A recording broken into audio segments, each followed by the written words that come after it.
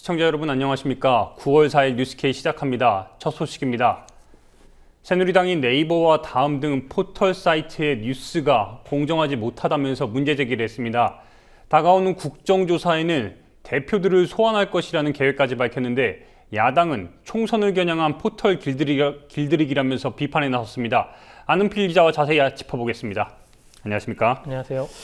네, 새누리당이 다음에 네이버와 다음 등이 포털 뉴스가 공정하지 않다면서 문제 제기를 했습니다. 포털이 제공하는 뉴스를 검토해 본 결과 정부와 여당에 불리한 내용이 많다는 건데, 하지만 야당은 이에 대해서 비판을 제기했죠.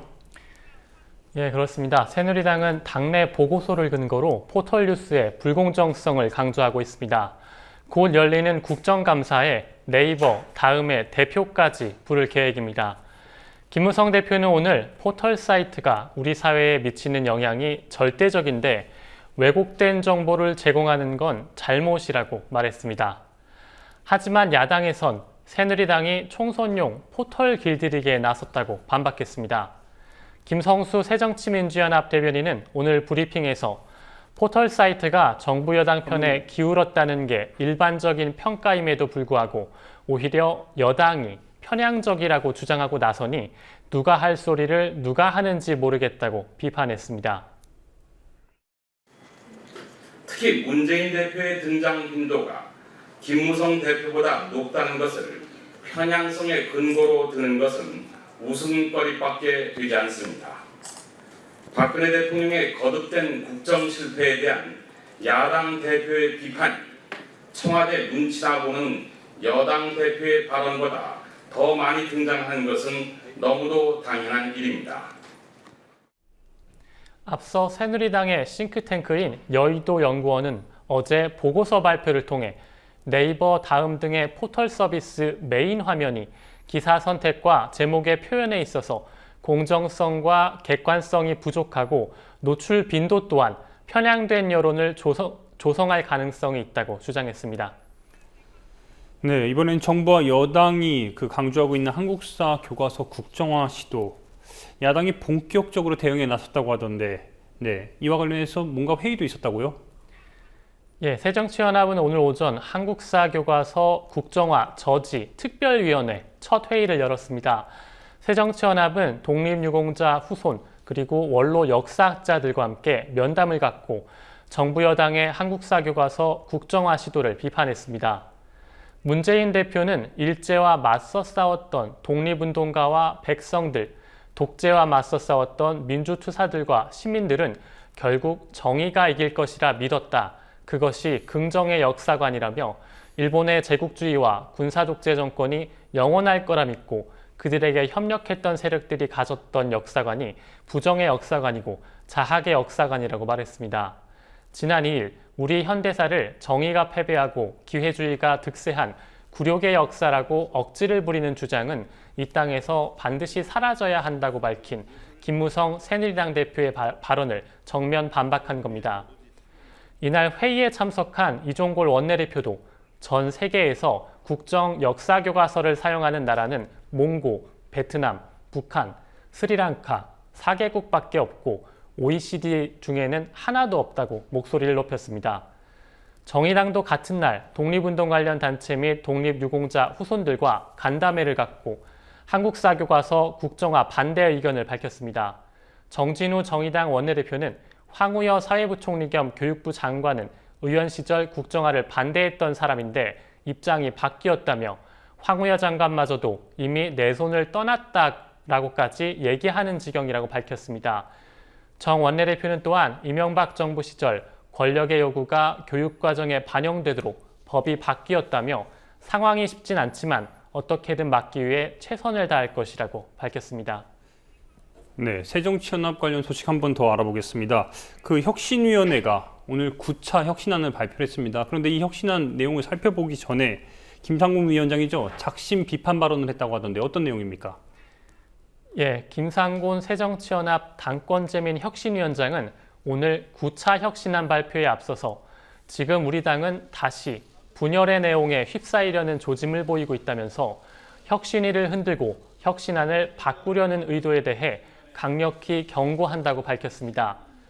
최근 불거진 안철수 의원의 혁신 실패 발언과 최종 혁신안을 보고 탈당 여부를 결정하겠다고 밝힌 박주선 의원 등 비주류 측을 겨냥한 것으로 보입니다. 김 위원장은 당을 책임졌던 사람들이 혁신의 반대편에서 자신의 기득권, 자신의 정치를 위해 분열을 조장하고 있다며 먼저 반성하고 노력하고 희생해야 할 사람이 누구인지 스스로 생각해봐야 할 것이라고 비판했습니다. 주장하고 있습니다. 변명을 늘어놓는 것은 쉬운 일입니다. 그보다 더 쉬운 일은 남을 탓하고 책임을 전가하는 것입니다. 그렇게 책임지지 않는 사람, 국민과 당원이 아닌 계파와 기득권을 위했던 사람들이 지도부에 있었기에 우리 당이 지금 혁신의 수술대 위에 있는 것입니다. 심지어 당의 이름으로 열매를 따먹고 철새처럼 날아가려는 사람도 있습니다. 김 위원장은 혁신안 발표가 끝난 뒤 안철수 의원을 직접 겨냥해 작심 비판하기도 했는데요.